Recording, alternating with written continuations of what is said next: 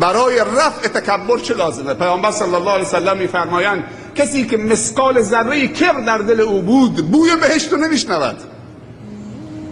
یکی گفت یا رسول الله صلی الله علیه وسلم، شخصی از ما دوست دارد که لباسش زیبا باشد، نعلینش زیبا باشد، قشنگ باشد،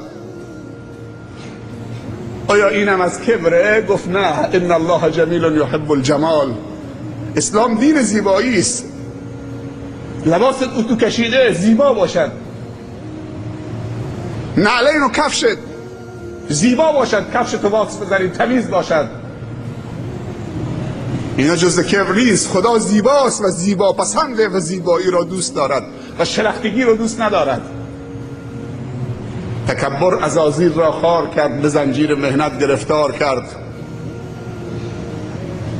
لقمان حکیم رو ببینید که چطوری فرزندش نصیحت میکنه و بعد چطوری تعلیم میکنه، میگه با تکبر روی زمین خدا راه نرو. آیا اگر تو تکبر داشته باشید میتونید وقتی قدم میذارید زمین، این قدم تو زمین رو پاره بکنه، فرو بره قدم تو زمین؟ تو اگر تکبر داشته باشید میتونید خودتو به بلندی کوه ها بکنید و استوار بودن کوه ها؟ انسانی که با یک سرماخوردگی زیر پتو خودشو قایم میکند، آب از بینی و سر کلش سرازیر میشود، آب بینیشو نمیتونه کنترل بکنه، آب دهانشو نمیتونه کنترل بکنه. معذرت میخوام گل به روی شما، انسانی که دستشویی به او فشار میآورد خیلی وقتا ادرار و مدفوعشو نمیتونه کنترل بکنه، نمیتونه به خلا برسه.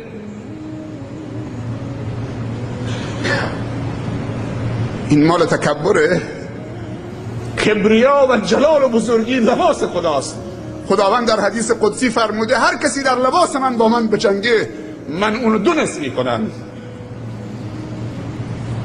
اگر یک متکبری آمد تو جمع شما بهش میگید که به هم دیگه میگید که جا هم نیست، جا باز بکنید تا آقای متکبر بشینه کنارمون، افتخار نصیبمون بشه.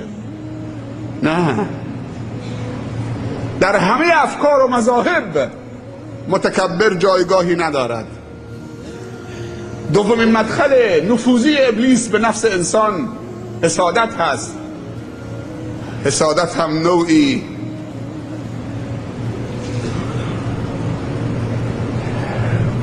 جاه طلبی است و نوعی تنگ نظری است و حذف دیگران از صحنه وجوده و تحمل نداشتن موفقیت دیگران و از پیشرفت جامعه به تنگ آمدن، معذب شدن. آیا در جامعه اسلامی، در جمع ما و شما چنین انسان تنگ نظر و مریض و بیمار و معلولی وجود دارد؟ تکبر یعنی محدود شدن، تواضع یعنی بی‌نهایت شدن و توسعه پیدا کردن. حسادت یعنی محدود شدن و منزوی شدن و منفور شدن. غبطه و سخاوت و خیرخواهی برای دیگران و خوشحال شدن از موفقیت دیگران.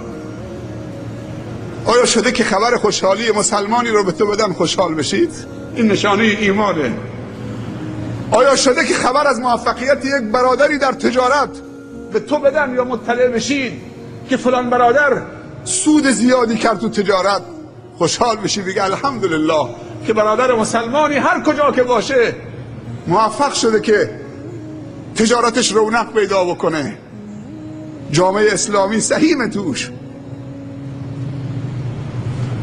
مشهور است که هارون الرشید، اون خلیفه بزرگ، یک روزی در صحن قصرش رو به بالا، صورت به بالا و آسمان خوابیده بود، به آسمان نگاه میکرد، لکه ابری رد شد، یه لبخندی بهش زد، گفت هر جای دوست داری ببار، خراج تو و مالیات تو به بیت المال من میاد. در زمان هارون الرشید جارچیان حکومتی در کل ممالک اسلامی صدا میزدن که ای فقرا بیاید زکات بگیری، کسی نبود که محتاج زکات باشه. آیا شده که از ناموفق بودن برادر و خواهری یا شکست برادر و خواهری در زندگی یا بیماریش خوشحال بشید، این عاقبت به خیری نداره.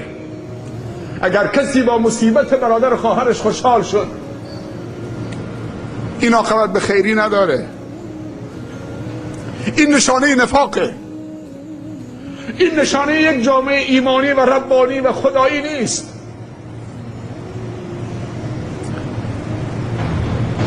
بنی آدم اعضای یک دیگرند که در آفرینش یک پیکرند، چو عضوی به درد آورد روزگار، دیگر عضوها را نماند قرار. تو که از مهنتی دیگران بیغمی، نشاید که نامد نهند آدمی.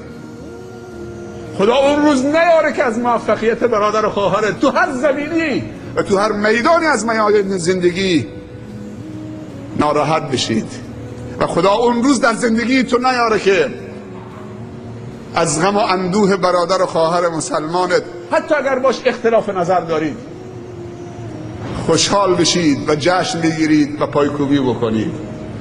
حتی اگر فکر میکنید دشمنت هم باشه، نباید به مصیبت دیگران خوشحال بشید.